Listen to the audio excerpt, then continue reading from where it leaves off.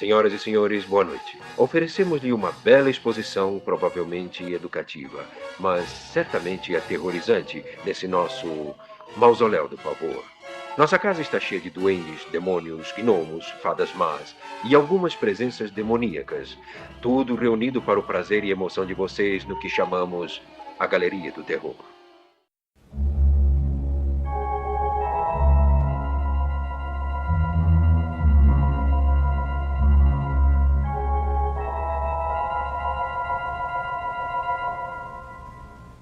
Olá, seja bem-vindo ao último episódio sobre a série clássica Galeria do Terror. Eu sou Angélica Hellish. E eu sou o Marcos. Hoje vamos aí, né? Como eu falei, é o ultimão, com direito a bônus no final, né? Um episódio que a gente vai comentar, que ele era para ter saído na segunda temporada e não foi colocado no streaming em lugar nenhum, mas a gente conseguiu descolar para poder comentar com vocês. E hoje é episódio de ódio. Não é o nosso ódio, claro. É o ódio assim do personagem. Assim, tem um personagem que tem muito ódio.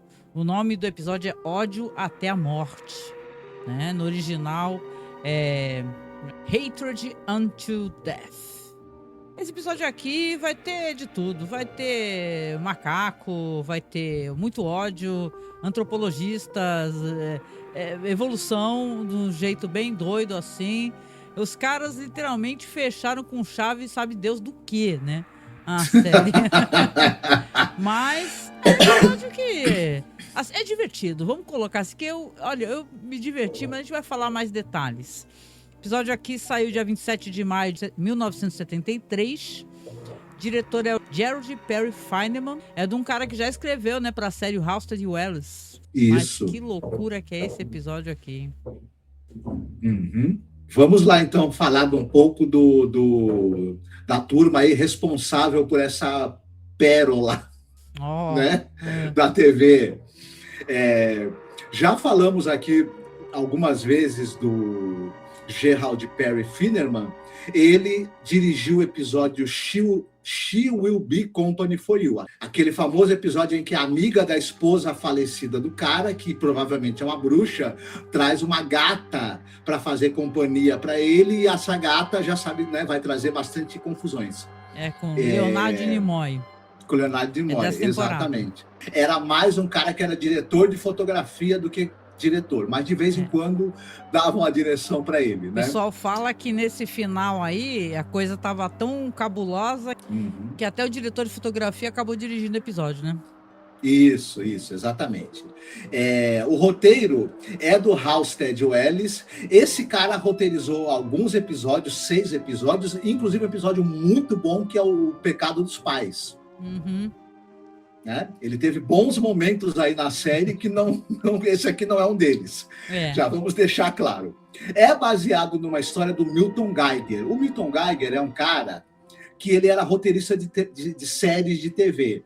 Ele fez roteiros para séries como Lara, Milesse, Clímax e muitas outras. Eu acredito que isso aqui é um argumento dele, ou foi a base que depois o Halstead Wells desenvolveu, né? Se é que a gente pode chamar assim.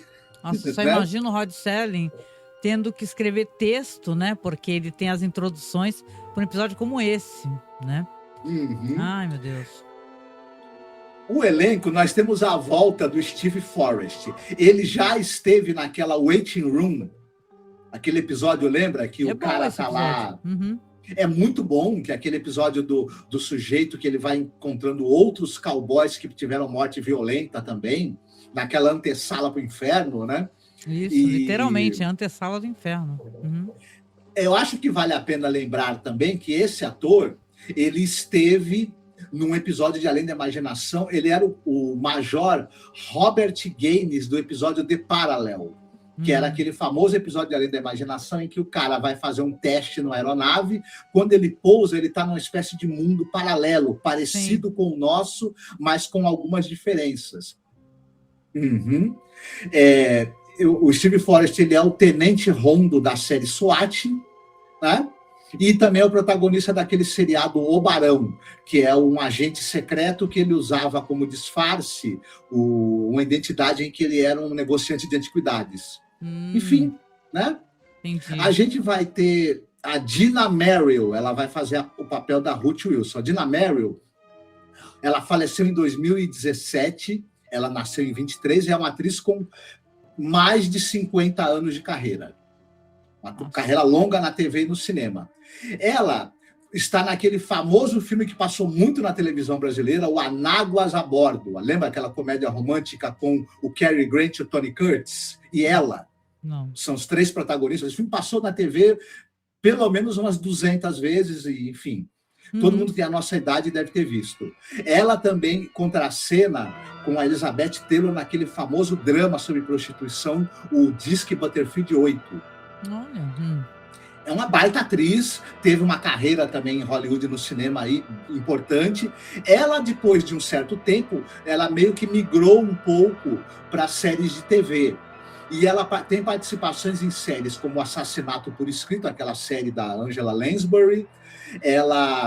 Os Perseguidos, O Barco do Amor, ela participa de Missão Impossível. E também ela é a Calamity Jane, uma da série do Batman dos anos 60. Né? Entre outras, assim, dezenas e dezenas e dezenas de participações dela na televisão. Agora, vem uma certa curiosidade. Nesse episódio, nós temos um gorila, que é interpretado por um ator vestido de gorila. E esse ator é o George Barrows. Ele é um cara que ele morreu em 94 aos 80 anos de idade. Esse cara, essa é a grande curiosidade divertida desse episódio. Ele começa no cinema adolescente ainda. O George Barrows. Ele participa muito de faroestes, de filmes de ação, como dublê. Ele era um cara que ele montava muito bem, ele era bom em cenas de ação, e ele vai trabalhando como dublê a partir dos anos 30. Só que nos anos 50, ele faz um filme junto com Cameron Mitchell, chamado A Besta Negra. E esse filme tem um gorila assassino, né? Que o treinador faz ele assassinar pessoas no filme. E esse gorila, na verdade, não é um gorila de verdade. É o George Barrows vestido de gorila. Esse filme também era um filme em 3D. Daquela época, ali dos anos 50, dos filmes 3D. Esse filme faz um sucesso. Caramba! Desgraçado. Porque as pessoas estavam lá na tela e veio o caramba do cara vestido de gorila, né? Naquele efeito 3D vindo pra cima de você. Tipo a monga do Play Center, Isso. lembra? É praticamente o efeito da monga que a gente vê nos parques de diversão, só que num cinema 3D, na época, nos anos 50, foi um baita sucesso. E começou a ter esse lance de filmes com gorilas assassinos ou gorilas malvados no cinema. Teve... O que acontece? O George Barrows, como ele se dá muito bem nessa caracterização, ele vira o mais famoso ator a interpretar gorilas no cinema americano. É tipo claro. o Andy Serkis. Isso, é o Andy Serkis, só que antes de existir essa captura de movimentos digital e a maquiagem digital, ele usava essa roupa de gorila. Ele vai aparecer em vários filmes. Tem o seriado do Capitão África. O Capitão África é um personagem ali dos anos 50 que ninguém vai lembrar mais, Porra. Com certeza, mas aparecia volta e meia gorila nesse seriado, era o George Barrows, vestido de gorila. Tem um filme chamado Buruba, um filme japonês, que tem um dragão, que tem um gorila. É o George Barrows, de novo, com a mesma roupa. O cara se especializou em atuar em vestido de gorila. Vestido de gorila, inclusive em outros países, como, por exemplo, no filme Buruba, do Japão. Ele está em filmes, por exemplo, como Feras Sanguinárias, que era um filme sobre a África, sobre ataque de criaturas, de animais selvagens. O gorila era feito por ele. Ele está no filme chamado O Fantasma de Biquíni, que não é um fantasma usando biquíni, é um fantasma que assola o atol de biquíni, né? Bem entendido. Tem gorila e é ele de novo. Porque eu também fiquei me perguntando por que o fantasma estava de biquíni. Isso, é o fantasma das Ilhas Biquíni, né? Não do fantasma que usa biquíni. E ele, entre outras, muitos filmes em que tem um gorila, é ele vestido de gorila. Na televisão, quando precisava aparecer um gorila, chuta quem chamavam? o George Barrows. E ele fez em dezenas e dezenas de séries. Por exemplo, quando tem um episódio da Família Buscapé que aparece um gorila, é ele. No Show da Lucy... Ficou meio marcado, cara, né? Isso. No Show da Lucy, tem uns episódios que aparece um gorila. Adivinha quem é? É o George Barrows. Era o ganha-pão, né? Isso. Ele ficava rezando para aparecer gorila em algum lugar para ele poder trabalhar. Tem um episódio do Incrível Hulk em que aparece o gorila. Tem o Hulk lutando lá com o gorila. Adivinha quem é? É o George Barrows de novo. Caraca. E em Galeria do Terror, não poderia deixar de ser, tá ele aí de gorila novamente. Muito bem. E a roupa também, diz que ele repetia a roupa, né? Repetia a roupa. Será que a roupa era dele e tal, né? A roupa... Ele ele confeccionou uma roupa de gorila? Provavelmente, né? Não, mas como tinha essa coisa de reaproveitarem prompts, essa roupa deve ter sido difícil de ser feita, cara, sei lá. Tanto é que nesse primeiro filme, que é a Fera Negra, esse primeiro filme dos anos 50, que ele aparece, ele está com essa mesmíssima fantasia de gorila que ele aparece nos anos 70 em Galeria do Terror, 20 anos depois. Eu até te perguntei, né, se em um peixe chamado Wanda, de repente não tinha ele, porque tem uma hora que aparece gorila, né? No filme, né? Isso, aí eu acho que já não é ele, né? Porque eu acho que ele já tinha até falecido. Não é tão bom, tá vendo, o gorila? Porque pode ser. Não é tão legal porque não tinha o George. Chega a ser uma piada, né? O cara ser George, tinha George, o macaquinho, né? Aquela história do George, curioso. Sim. Ele também fez muitos papéis de coadjuvante que ele não estava fantasiado de gorila, tá? Mas ele teve que citar essa coisa engraçada, né? Que é essa curiosidade sobre ele. É uma curiosidade boa mesmo. A gente tem também a participação de um cara que é um ator de origem argentina, que era o Fernando Lamas. Esse cara era um galã ali do cinema e da TV nos Estados Unidos. Ele começa com os filmes do diretor importante, que é o Manuel Romero. E, por exemplo, ele está em filmes como El Tango Vuelve a Paris e La Rubia Mireia, 2 filmes importantes da filmografia argentina, que tem o Fernando Lamas como protagonista. Depois, ele vai para Hollywood, para os Estados Unidos. Ele é o galã do filme lá, Viúva Alegre, que ele contracena com a Lana Turner. Eita! Entre outros muitos filmes, viu? Ele era um cara bonitão, assim, então ele era o Latin Lover ali, de filmes ali de Hollywood nos anos 50. Caramba. E depois, mais para frente, ele vai para a televisão e ele participa de muitas coisas. Precisa de um latino bonitão em alguma série, tá o Fernando Lamas lá. Será que ele é parente do Lorenzo Lamas? Talvez, eu não pesquisei isso, mas é bem possível, né? Ele está em séries como Quincy, M.I., aquela série com o Jack Klugman, a Lady Burke, o Teatro do Zane Grey e muitas outras. Um detalhe, o Fernando Lamas, ele acaba se dando muito bem na TV americana e ele passa a dirigir episódios de séries também, de várias séries. Citando, por exemplo, ele dirige muitas séries daquele seriado Os Novatos, que é uma espécie de seriado pré-SWAT. Sobre os novatos cadetes da polícia, e que depois, esse episódio, alguns personagens vão passar para a série SWAT. Ele dirige muitos episódios daquela série Starsky Hutch, Justiça em Dobro, e vai dirigir episódios também da série do Homem-Aranha dos anos 70. Vocês vão lembrar da série do Homem-Aranha dos anos 70, né? Aquela pérola. Nossa, sim. E é basicamente isso, que basicamente são esses 4 personagens que estão em cena, né? Os 3 humanos e o gorila.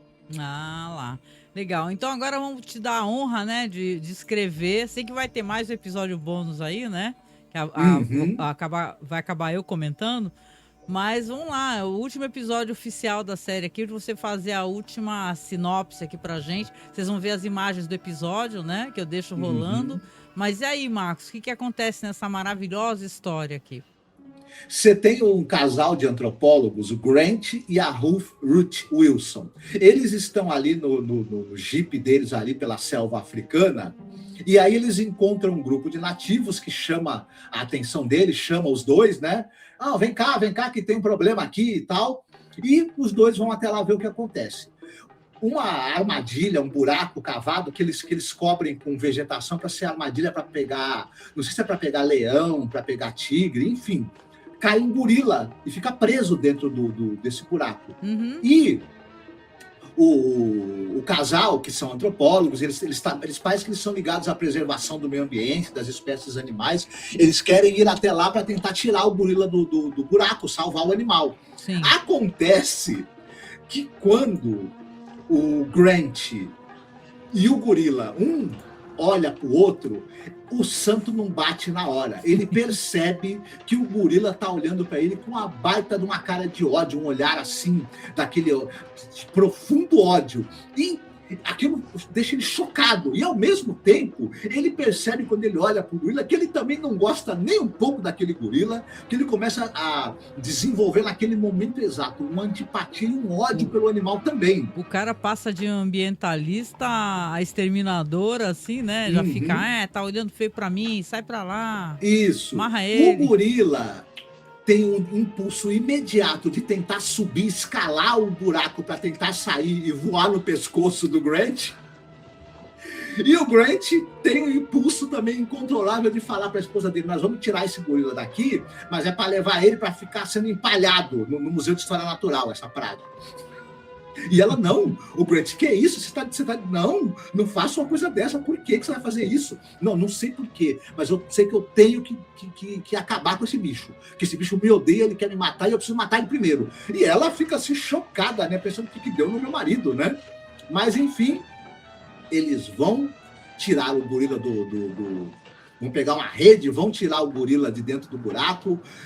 Quanto mais ele se aproxima do animal, mais está na cara que o animal odeia ele de todo o coração. E ele e a Ruth vão prender o gorila e vão levar o gorila para a cidade, lá para os Estados Unidos, lá para o tal Museu de História Natural, que ele é o diretor lá do museu, parece que é o personagem vivido pelo Fernando Lamas, né? Que é amigo deles, amigo do casal. Sim. E por que ele leva para o Museu de História Natural um gorila? É uma coisa que tá na história só porque, ok, né? Vamos fazer isso porque sim. Isso, porque ele quer matar, né? Ele podia matar e se livrar do corpo. Podia matar logo ali. Inclusive, ele podia matar ali mesmo, né? O gorila. Já que eu vou matar e vou empalhar, por que ele não dá um... tem uma coisa nesse episódio, já quem está nos vendo e nos ouvindo, que as coisas acontecem porque sim, e para ele acontecer, os personagens têm que tomar atitudes extremamente irracionais, que essa daí é uma das primeiras, né? Para não dizer estúpidas, né? Pra não dizer estúpidas. É quase um King Kong, né? Só que ele não vai... Ele tem intenção de fazer o quê com o gorila? Ele quer exibir o gorila? Né? Se ele vai matar, vai empalhar, para que leva o gorila vivo? Já mata ele. Enfim, ele leva lá o gorila pro Museu de História Natural, e o gorila tá ali preso numa jaula, e ele tá conversando, ele e a esposa estão conversando com esse personagem, que eu esqueci o nome agora, que é o cara que é o diretor do museu.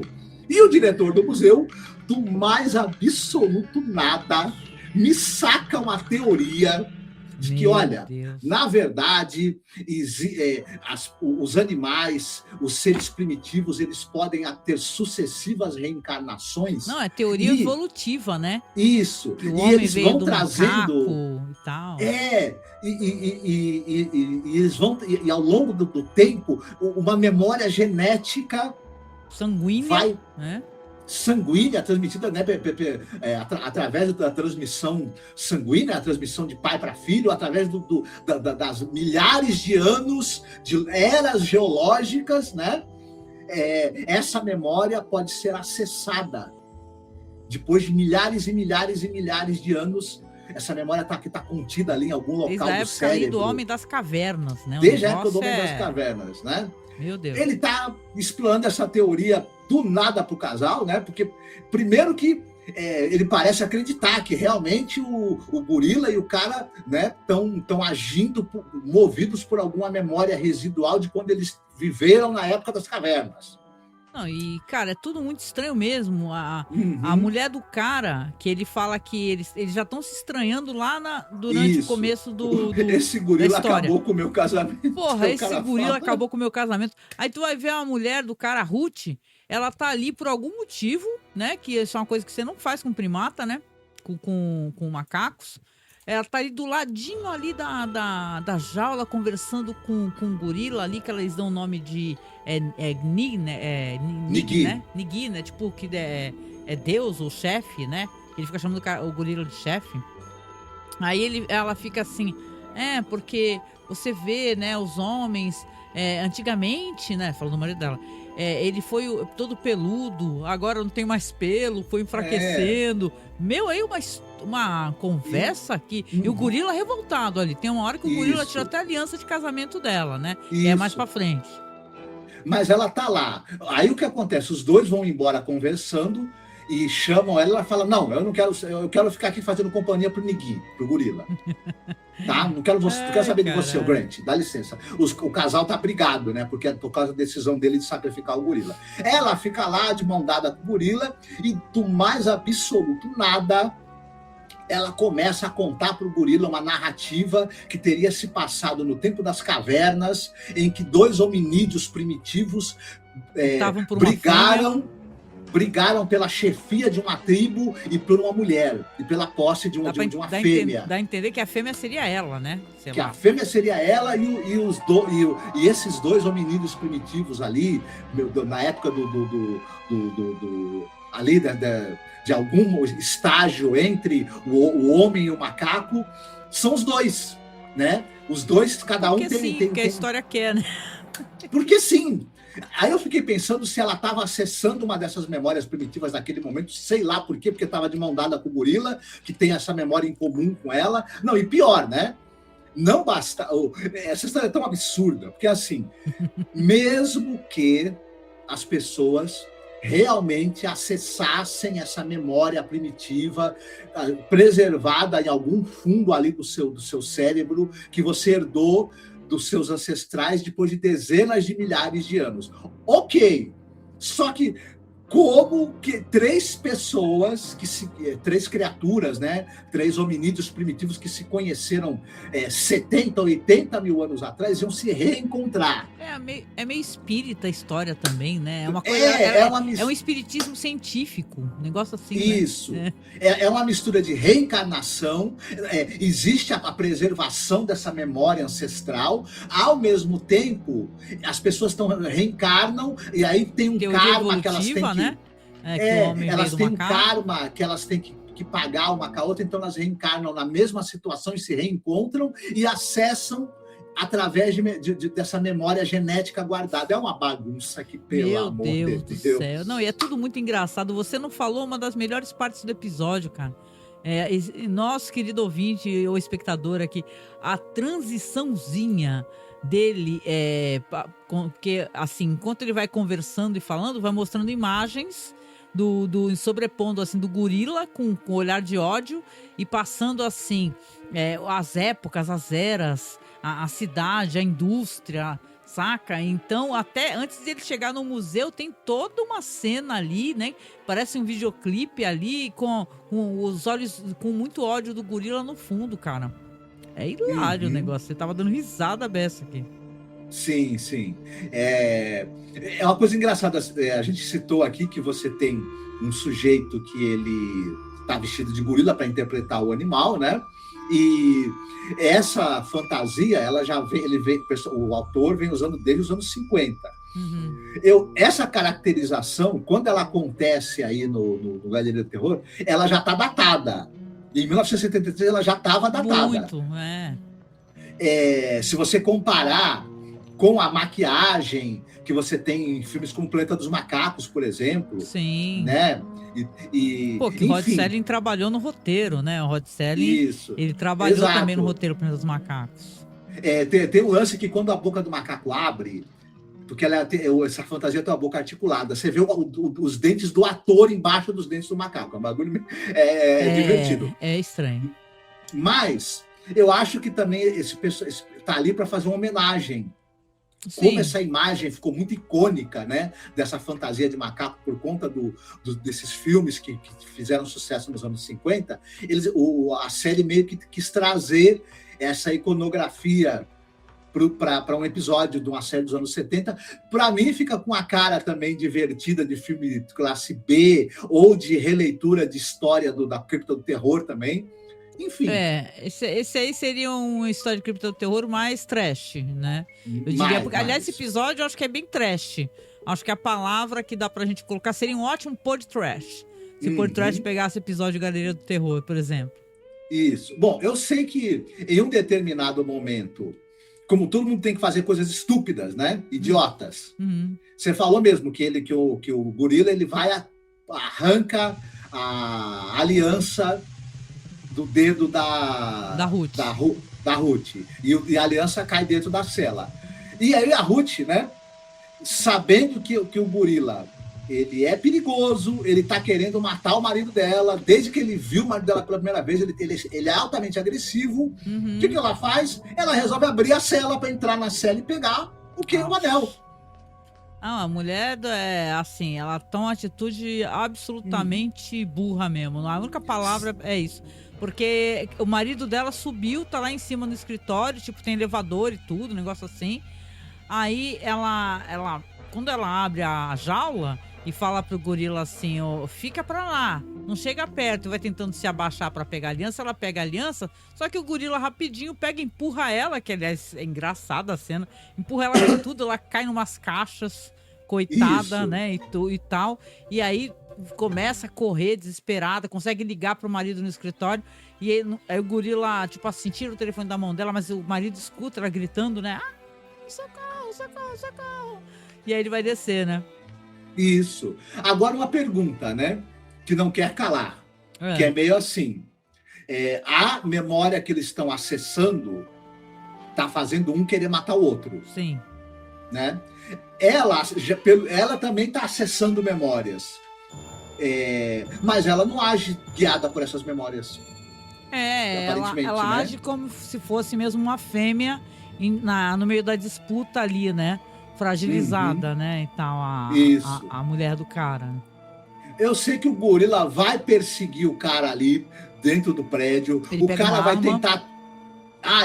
O Grant tá com uma arma. Mas ele tranca as portas, o gorila arrebenta as portas com 2-3 pancadas, ele já sai arrebentando. Portas de isopor, é uma delícia de ver aquilo ser destruído. Porque é muito engraçado a leveza da porta. Sabe? Isso. O gorila vai quebrando e isopor voando. É uma maravilha. Isso. Quando o gorila... Porque, evidentemente, isso é porta cenográfica de isopor. Quando o ator, né, vestido de gorila, ele consegue quebrar a porta, cada pedaço da porta dá umas 30 piruetas voando no ar, porque é um pedaço leve de isopor, óbvio, né? Não pesa nada. Ai, meu Deus. Toda a cena tão engraçada, gente. Uma perseguição, né? Se é pra trazer qualquer tensão, não é possível, não traz nada, só traz muito humor, cara. Muito humor. Durante essa perseguição, o Grant, sempre que ele consegue ter o gorila mais ou menos na mira, ele sapeca um tiro no gorila. E o gorila, só que o gorila continua atrás dele, até que finalmente ele vai tentar se esconder no local que é uma espécie de depósito ali do museu, onde tem muitos animais empalhados e outras bugigangas do museu, e tem as prateleiras, tem caixa, e aí vira um local bom para ter um joguinho de gato e rato ali entre o Grant e o gorila. O gorila finge que é um animal empalhado, tem vários animais empalhados ali, porque é um museu de história natural, né? Aí ele fica do lado, tem aquela cena clássica, né? Que o cara passa... E olha, eu vou falar, o cara descarrega aquela arma, viu? No gorila, esse gorila aí tem peito de colete à prova de bala, viu? Tem duas coisas que o gorila faz que, olha, é impressionante, né? Porque esse gorila é uma inteligência... ele é mais inteligente do que o antropólogo, com certeza. Porque tranquilo. Tem a hora que o gorila finge que é um gorila empalhado para tentar pegar ele. E depois, não sei se a gente pode já dar mais ou menos o que acontece no final, no meio dessa luta, desse jogo de gato e rato, do gorila perseguindo o cara ali no depósito, ele tentando acertar o tiro fatal no gorila, e tem uma hora que ele perde a arma e tem que fazer um estratagema para tentar pular em cima do local onde está a arma e atira no gorila de novo, o gorila finge que é um gorila empalhado, tenta matar ele, mas não consegue, etc. Num determinado momento, ele dá um tiro, que é a última bala que ele tem, inclusive, e o gorila cai morto. E aí, ele, vendo o gorila morto, ele fala assim, dessa vez eu venci, finalmente acabou o nosso duelo dessa vez, mas ele vai continuar no futuro, em outro momento, e na próxima vez que nós lutarmos entre nós, quem será o vencedor, eu ou você? Quando isso irá terminar? E um diálogo que ele fala assim, meu Deus do céu, quem escreveu? Tipo assim, né? Bom, é o tipo de coisa que, se não tem o desfecho que tem, era para todo mundo estar internado, né? No sanatório, tudo louco, né? No mínimo. Só que o gorila não estava morto, ele estava fingindo de morto. E enquanto o Grant está fazendo esse discursinho furado sobre quando será que, na próxima vez que nós iremos nos encontrar de novo, quem irá sobreviver no nosso próximo duelo, num futuro incerto, o gorila levanta, pega ele e empala ele nos ramos, chifres ali de uma cabeça empalhada de cervo. E daqui a pouco o gorila bate ali nos peitos, né, em sinal de vitória, mas Puff cai morto também. Então, dessa vez não teve vencedor. Mas, no futuro, quando eles reencarnarem e se encontrarem e acessarem de novo essa memória, vai ter a briga de novo entre os dois. Nossa, que história, que porra de episódio final. Que estúpido. Gente, assim, é digno de, sei lá, de ser uma parada que tem nos Trapalhões, com aquela musiquinha lá, porque, meu, é muito engraçado o negócio, assim. É um final muito triste, assim. Eu pensando, né? A gente pensa, né, cara, que o Rod Serling tem aquelas introduções, né? E aí ele tem que saber do que se trata o episódio pra isso, né? Eu acho que nesse momento ele já tava até... Meu, foda-se. Manda aí, o que eu tenho que falar aí, né? Deixa eu ver como é que eu vou apresentar essa maravilha, essa pérola e tal, porque o cara fez do que o Rod Serling tinha de tanta qualidade ali na imaginação, ele usar da imagem do cara. Eu tô falando do Jack Laird, tá? E também os executivos do estúdio lá fizeram virar uma galhofa, cara. Isso. A maior parte do tempo. Halstead Ellis. Que foi isso que você escreveu pro último episódio da série? Não faça isso comigo, rapaz. Que besteira, sabe? Que besterol, né? E envelheceu mal, assim, é muito idiota a história, é totalmente idiota. Ela é engraçada, no final de contas. É o tipo de teoria espírita evolutiva muito louca, entendeu? Não tem sentido, que esse pessoal... cabeça, entendeu? Mesmo assim. O que o Halstead Ellis estava usando nessa época, quando ele escreveu isso daí? 70 era muito louco, né, meu? É um negócio tão absurdo, tão estapafúrdio, tão besta, tão sem pé nem cabeça, meio que também, de certa maneira, filmado e dirigido de qualquer jeito, que no final das contas, a gente acaba se divertindo. É divertido, ele acaba dando risada e tal, né, mas perto de alguns episódios, né, que a gente até vai comentar na nossa live final lá, que a gente vai depois comunicar para vocês a data, é muito fraquinho, muito fraquinho. E é claro que as coisas não podem vir ruins juntas, né? Porque tem um malfadado segmento de gag, né? Aqui, né? Ah, meu Deus do céu. É triste. É isso. Verdade. Gag, tipo assim, coisa de 1 minuto. Ó, o nome do segmento aqui para você ver, Como Curar o Vampiro Comum. É do Jack Laird, tinha que ser dele, tá? Isso mesmo. Aí a gente vai ter essa gag. Basicamente, nós temos ali uma imagem de um castelo sombrio nos Cárpatos, tipo o castelo do Conde Drácula. A gente vai cortar depois para uma saleta onde há um caixão. Entra um grupo de homens, 3 homens, se eu não me engano, né? Eles estão com estacas na mão, essas coisas, abrem o caixão. Dentro tem o quê? Um senhorzinho, assim, naquela posição ali, com as mãozinhas assim, né? Muito branco, muito pálido, com uns caninos pontiagudos, é um vampiro, né? Um dos caras saca uma estaca, aponta ali pro coração do vampiro, e na hora que ele vai bater, ele dá aquela vacilada, ele, pô, será que... Aí um dos caras, o cara que tá do lado dele, fala assim, ó, doer não vai, né? E acaba o episódio. Detalhe, o tempo que o Marcos levou aqui pra falar é maior do que o segmento.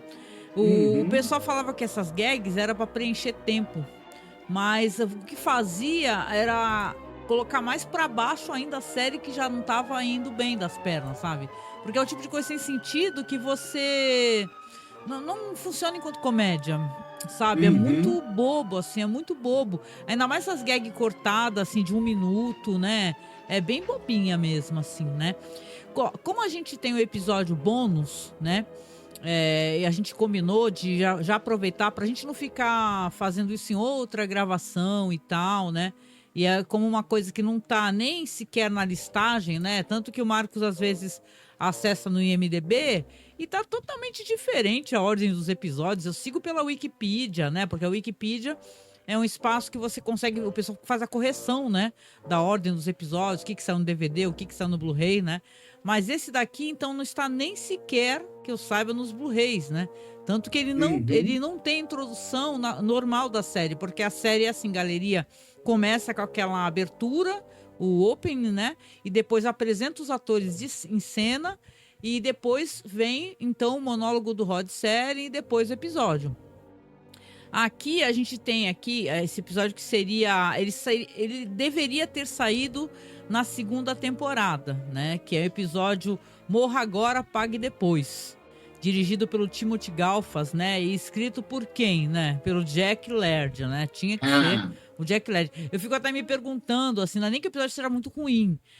Se às vezes o pessoal falava, olha, cara, não tem como botar esse episódio aí, entendeu? Não é interessante. Mas aqui, como o Marcos fez na verdade, ele fez a sinopse aqui nesse episódio desse episódio do macaco, eu vou fazer agora que é uma coisa bem simplesinha também, só pra gente poder comentar, né? Inclusive, curiosidade é que ele é baseado no conto Year and Clearance, da Marilyn Hobby, né? Que eu não sei muito dessa autora, mas eu tava procurando um pouco sobre ela. Parece que ela tinha muita coisa de infanto-juvenil e tal, então... Certo. Você citou que o episódio ele é escrito pelo nosso amigo Jack Laird. A Marilyn Hobby, ela fez coisas relacionadas com literatura infanto-juvenil, mas ela escreveu umas 20 e poucas novelas góticas. Ela era escritora de novelas góticas americanas ali. Tem muita coisa publicada dela nesse gênero. E para a gente não se estender demais, falando rapidinho do elenco, tem um ator que é o Slim Pickens, e que ele vai fazer o xerife. Ele era um cara que ele era astro de rodeio. Ele foi astro de rodeio durante 20 anos.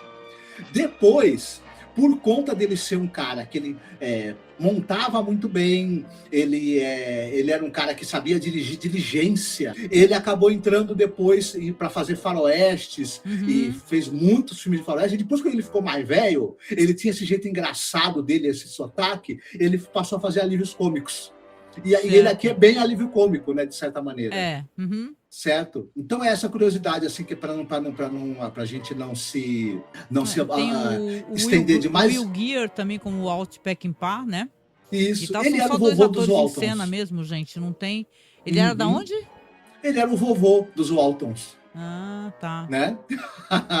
Tá. Bom, legal. Então, só pra gente poder finalizar, né?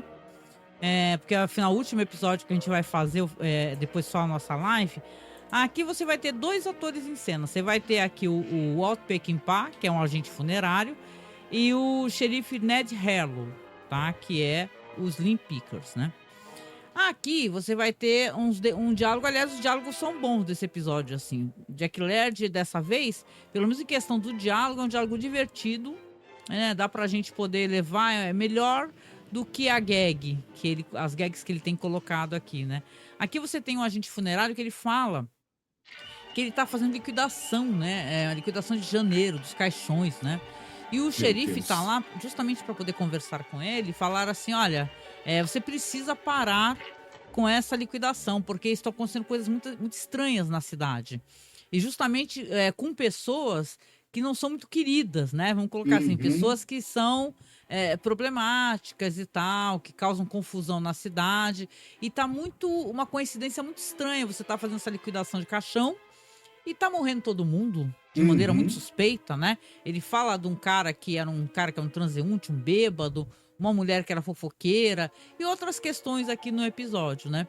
O episódio, ele meio que se desdobra muito nesses diálogos, né? Porque tanto os Slim Pickers, né, como o Will Geer, eles têm uma atuação boa no episódio, né? E fica o tempo todo aparecendo um gato preto, toda hora. Enquanto eles estão conversando, é foco no gato preto, sentado no caixão, o tempo todo. Isso, não, e um detalhe, Angélica. Esse gato, ele às vezes ele desaparece do nada, como por mágica, e reaparece de novo, né? Ah, é? Uhum. Bom, de qualquer maneira, ele aparece bastante no episódio, o tempo todo tá em foco naquele gato sentado no caixão. E enquanto eles estão conversando lá, e o xerife está pedindo para ele não fazer isso, que tá tudo muito suspeito, que ele não sabe se é essa liquidação que o cara tá fazendo, né, o papa defunto ali, que tá fazendo com que as pessoas façam coisas horríveis na cidade, ele vai recebendo chamadas, né? E quando ele recebe chamada, o agente funerário tem até uma luz vermelha, aquele telefone ele emite uma luz vermelha, né? E ele fica falando com um sorriso, ai que pena, ah sério, aconteceu? Poxa vida, e sorrindo, né? Aham, pode deixar, dona, que eu vou aí, não sei o quê. E sorrindo e conversando com o cara. Enquanto ele tá conversando com o cara, ele até fala, né, que a mulher dele descobriu alguma coisa sobre o agente funerário. Ele pergunta assim, poxa, por que você parou de ter amizade comigo? Nós éramos tão amigos, né? Ele pergunta pro xerife, porque a minha mulher descobriu que o seu nome, Pequimpa, que eu acho isso muito interessante, né? O sobrenome dele, o agente funerário, que, na verdade, em Salem tinha bruxos muito poderosos com esse sobrenome, e ela tinha família lá, ela ouviu falar, e ela tem uma desconfiança que você é bruxo, né? Aí eles riem bastante, né? Ele fala, imagina, eu sou bruxo, e tal, né? E aí o telefone toca novamente, e a mulher dele aí tá. Aí ele tá lá e é até engraçado que fica aquela voz. E a mulher falando no telefone, né? E ele, claro, querida. Não, querida, porque ela não gostou que ele tava lá falando com a gente funerário. E ele lá, tudo bem, querida, eu entendo, querida. Estou indo embora, querida. E tal. O episódio, eu vou adiantar porque é só isso o episódio. Aí ele, depois de todo aquele diálogo que ele tava tendo com o cara, que era um amigo próximo dele, não é mais agora, devido à esposa que fez com que ele se afastasse, né? Ele chega e fala assim, né, o agente funerário fala pra ele, eu podia acabar com a liquidação hoje, mas o que você acha? Melhor acabar amanhã, né? Então, ele meio que dá a entender que ele sim é um bruxo, é isso que o episódio demonstra, né? Que ele é um bruxo sim, e como a mulher dele meio que inferniza o cara, o xerife, a mulher do xerife, falou assim, em vez de a gente acabar com a liquidação hoje, eu ia até te escutar, né? Acabar hoje com a liquidação, deixa pra amanhã, né? E quem sabe a tua mulher também acaba, né? Tu acaba aproveitando a liquidação também, que a tua mulher para de te perturbar. E é meio isso, né? O episódio, né? Que veja bem, não é tão ruim quanto eu poderia imaginar. Tem um lance que o xerife fala para ele, que ele desconfia que aquelas pessoas foram assassinadas por desafetos dela, mas meio que por mágica qualquer prova desapareceu que pudesse ligar a morte da pessoa ao possível assassino. A gente deduz aí que o xerife vai aproveitar para matar a esposa, se livrar dela, né? Exatamente, né? Que eles estão sob influência e alguma magia está fazendo com que essas pessoas morram, mas não seja elucidado se é um crime, né? Isso. Então o episódio é meio isso só, né? E claro que só para finalizar, não podia terminar aí, né? Podia terminar aí, não podia? Você fala assim, nossa, vocês estão falando há anos de Galeria do Terror e reclamando das gags. Tinha que vir uma gag no finalzinho, e é bem mal feitinha, assim, no sentido de que é um release que deve ter sido feito pra TV, que alguém ripou, gente, que tá em baixíssima qualidade, que é bem bobinho mesmo. Mas esse aqui também é direção do Jack Laird, roteiro do Jack Laird, e se chama Espaço para Um a Menos. Que é uma cidade, aparece uma cidade, aparece um prédio e aparecem pessoas num elevador, né? As pessoas estão ali, o elevador tá lotado. Tem um momento que o ascensorista ele olha para trás e vê que tem um cara que é um monstro, né? Um monstro tá ali no elevador e fala assim, desculpa, mas já ultrapassou o peso do elevador, tem que sair uma pessoa, né? Aí o monstro faz um gesto ali, pá, ele desaparece e é isso. Termina assim, né? É um final que poderia não ter um final como esse. Veja bem, eu acho que até o que saiu nos DVDs e nos Blu-rays, não tendo saído uma coisa, tendo saído esse segmento, até um ganho, né? Sim. Porque é bem problemático, né? Porque as pessoas gostam, gente. Nós temos um grupo lá no Facebook que é o Fãs de Além da Imaginação. E é um grupo onde as pessoas pedem muito. Elas querem poder ter acesso aos DVDs, aos Blu-rays, aos packs, né? Porque essa série não está passando no streaming no Brasil. Ela não está. Então você vê que as pessoas querem muito ter isso, possuir isso, ter alguém falando sobre isso, como nós fazemos aqui, né? Então é muito problemático. Aí, assim, você vê que poderia não ser assim desta forma, mas assim, o Morra Agora, Pague Depois ainda é divertido. Ainda é divertido, porque a interação dos atores ali, o jeito como eles dialogam, como eles se movem em cena, sentados ali, andando ali pela funerária, o cara falando ali das liquidações, inclusive das urnas, né? Das urnas, aqueles vasos que você coloca as cinzas, tirando o pó de cruzes de flores. Acaba sendo uma coisa divertida. Poderia ter sido encaixado na série, né? Poderia. Os dois atores são muito bons, né? E eles sabem dar esse tom. O xerife tem aquele tom meio boboca, daquele xerife de cidade do interior, enquanto que o Peckinpah lá, o bruxo, ele tem aquela coisa meio misteriosa e meio maliciosa de que está escondendo algo. É divertido ver os atores tentando tirar o máximo possível desses diálogos que eles têm. Já a gag... Eu até fiquei admirada de alguém ter tido o trabalho, gente, de pegar esse hippie, que visivelmente é da TV, de baixa qualidade, saca? Você vê que ele passou cenas para vocês aí, né? Qualidade bem baixa, que eu encontrei no Okru, gente, que realmente lá... É o que eu falo sempre, né? Lá tem várias versões da série, inclusive dublada, para quem gosta de assistir dublado. Mas eu achei até admirável alguém se dar o trabalho de fazer e legendar, né? Porque é uma coisa de 1 minuto, tem 1 minuto, exatamente 1 minuto 5. Então, é isso, né? Esse podcast, esse programa que fizemos do último episódio da série Galeria do Terror. Comentamos aqui sobre Ódio até a Morte, a gag Como Curar o Vampiro Comum, o Morra Agora, Pague Depois e Espaço para Um a Menos, que é gag. E aí, o que você achou desse triste final aqui, né? Tivemos momentos gloriosos aqui, porque se você compara o piloto da série, sei que é uma comparação quase injusta, né? Mas se você compara o piloto e alguns outros episódios que vamos já comentar depois na nossa live, você vê que tem muita diferença de produção, né? Muita, nossa. Infelizmente, a terceira temporada é a mais fraca de todas, não tem como. É. E a gente já explicou que teve corte orçamentário, teve corte na duração dos episódios, alguns episódios foram picotados. O próprio Jack Laird não tinha mais controle criativo. Eles usavam a figura do Rod Serling, que não tinha controle criativo desde o início. Mas na terceira temporada tiraram o controle até do Jack Laird. Com certeza. E resumindo, que já estavam pensando em depois vender essa série para sindicalização e etc. E aí a falta de liberdade criativa total, mais o orçamento mirrado, deu no que deu, né? E, enfim, é isso. E que é uma coisa interessante, né? Que Rod Serling, inclusive vai ser um documentário sobre o Rod Serling aí, eu postei até lá no grupo lá. Não tem ainda como assistir, é uma coisa que pelo jeito está saindo em festivais lá nos Estados Unidos, né? Que é meio um misto de documentário e de cenas em off do Rod Serling. E inclusive a filha dele tá envolvida, assim. Bom, acessem lá o grupo lá do Facebook, tá? Fãs de Além da Imaginação. Assim, o Rod Serling, ele é um cara que ele tinha mesmo um feeling, né?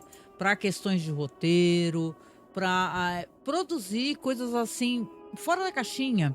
Eu lembro que tem uma série dele, que é uma série sobre um meio assim de faroeste, saca? O cara é um transeunte e tal, mas tem uma coisa filosófica, tem era a cara dele, sabe? Essa daí só teve só uma temporada.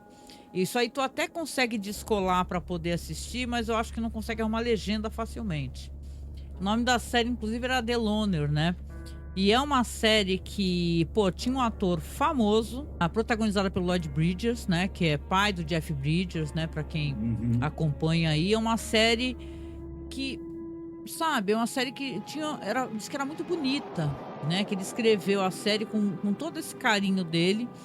E, na verdade, era uma série sobre isso, sobre um homem solitário, ele encontrando pessoas pelo caminho, né? Então, tinha várias reflexões, sabe? Então, e ele tinha controle, foi depois cancelada. Mas, de qualquer maneira, fico pensando assim, o quanto deve ter sido decepcionante. Se você procurar no YouTube, você vê facilmente entrevistas do Rod Serling reclamando de Galeria do Terror, né? Ele falando assim, a gente lá no começo, a gente até colocou, eu legendei um trecho de uma entrevista dele falando: eu não tenho o menor controle sobre a série não é minha. As pessoas me perguntam, falam assim: você tá fazendo Galeria do Terror agora. Ele só apresentava.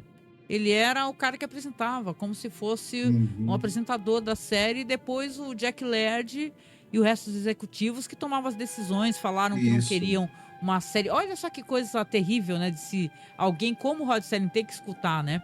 Uma coisa assim, não quero nada profundo ou filosófico. Tem que ser um material raso, básico, de alcance maior, para um público mais diversificado. Não quero nada como foi feito em The Twilight Zone. Isso é muito chocante, né? Mas a série se colocava como Rod Serling's... Foi vendida, até hoje é vendida Night Gallery, né? Rod Serling's Night Gallery. Usam o nome do cara, né? O prestígio de alguém que o Rod Serling ganhou vários prêmios. Nossa, tem fotos dele sentado assim embaixo na lareira, cheio de prêmio, né? Mas ele nessa época, ele já não tinha conseguido tantos trabalhos, né? Tantas encomendas de roteiro para TV, e ele acabou não conseguindo engatar uma carreira como roteirista de cinema. Então ele estava meio que numa encruzilhada aqui. Talvez, se ele não tivesse falecido logo depois, ele tivesse encontrado outros caminhos criativos. Isso que dói. Ele faleceu muito jovem, né, Rod Serling? Né? Apesar da aparência, né, que tem gente que falava que ele estava muito diferente. Sim, ele estava muito diferente. Ele é um cara que vivia uma vida ao ar livre, pegava muito sol, né? Então, inclusive, a Anne Serling fala dele com muito afeto, com muito carinho, né? As reminiscências sobre o pai dela. Mas é muito triste, né? Assim, a gente gosta e a gente pesquisa, a gente pode no futuro voltar a falar de coisas, de derivados de Twilight Zone. Eu sei que vocês gostam muito disso no começo do ano, né? Mas, cara, é meio triste você saber que as pessoas deram essa espécie de recomendação para um cara brilhante, né? Um roteiro com um cara que realmente tinha ideias maravilhosas, fora da caixinha, né? Então parece que ele pegou também essa época onde a TV mudou, né? Os caras executivos de TV, eles achavam que era outra coisa que o público queria, né? Mas não precisava ser assim, porque o terror também, se você pegar séries assim, contemporâneas, várias séries tinham muito estofo para contar histórias de terror. O Alfred Hitchcock Presents, né, tinham várias séries assim de antologia, né, e tal, que pegavam e contavam histórias que estavam melhor gerenciadas. Aqui a gente teve um problema chamado Jack Laird também, né? Ele com essa cisma dele de complementar um episódio botando gag, isso aí nunca deu para entender. Verdade. É uma pena. A série, ela teve momentos excepcionais e ela poderia ter sido excepcional no conjunto, mas infelizmente não é, porque tem esses pontos baixos, né, prejudicando o conjunto todo da série. Verdade. É isso, né, gente? Então, aqui a gente dá um ponto final, tá? Na nossa série Galeria do Terror. Espero que vocês estejam gostando. A gente conta ainda com a presença de vocês na nossa live. A gente vai deixar agendado aqui no canal. Vou marcar com o Marcos um dia para nossa live. De repente a gente faz essa live, não sei, talvez no domingo, né? Vamos pensar aqui, o dia que é melhor pra gente também. Mas foi uma experiência interessante. A gente vai falar um pouco mais sobre isso. A gente vai falar dos episódios que não foram produzidos, que tem ainda o roteiro, assim, coisas do Richard Matheson e tal, coisas que sequer foram produzidas, assim, mas as ideias estavam ali, né? Acabaram sendo aproveitadas. E, claro, no final a gente pede apoio para você, apoio dando uma curtida, compartilhando o vídeo, se inscrevendo lá no nosso canal, lá no nosso feed lá do Spotify, né? Cineclube da Masmorra ou Além da Imaginação Podcast, vindo aqui comentar, tá? Comentar, né? Pode ser no Spotify, pode ser no YouTube, comente para ajudar, inclusive engajar, né, o vídeo. E claro, também se você puder nos apoiar financeiramente, é de muita ajuda. A gente está tentando fazer aqui uma vaquinha para poder consertar um computador quebrado que a gente usa de trabalho, tá? Então o nosso Pix é apoiomasmorra@gmail.com. Você pode apoiar também pelo Apoia-se, né? Que você coloca ali o valor mensal, né? O Pix também pode ser recorrente. E você tá vendo esses QR Codes aí, o vermelho você pode mandar áudio pra gente, é R$5, tá? Para mandar o áudio. O outro é da Amazon, que você pode escanear com o seu celular também. O link tá na descrição. Você comprando qualquer produto na Amazon, você já nos ajuda, porque a gente recebe aqui um cafezinho da Amazon, tá? E com isso a gente finaliza aqui o nosso projeto. Logo mais tem a nossa live, que vai ser, né, a última live sobre Galeria do Terror. Lembrando também que você precisa seguir o nosso querido, né, colega aqui, o Marcos Noriega, né? Siga o Marcos no Instagram e também na Estante Virtual, que o Marcos é livreiro, ele tem os livros dele para vender. E é importante a gente divulgar essa espécie de plataforma, né, Marcos? @Noriega Ilustra no Instagram e na Estante Virtual Marcos Pereira 19. Isso, vai lá e compre seus livros. O Marcos, ele é um livreiro, assim, ele atende muito bem as pessoas. E você pode estar procurando livros aí, né? O ano letivo está começando agora, tem muita coisa disponível. Não deixe de acessar a Estante Virtual, né? Que o Marcos tem loja física, mas também tem loja lá na Estante Virtual, tá bom? Um beijo para você, fique muito bem. E a gente se encontra em breve na nossa live comentando os 20 melhores segmentos ou episódios de Galeria do Terror. Fiquem muito bem, se cuidem. Obrigado demais por terem ficado com a gente até aqui. E em breve tem a nossa live. Fiquem bem. Beijinho. Tchau, tchau. Tchau.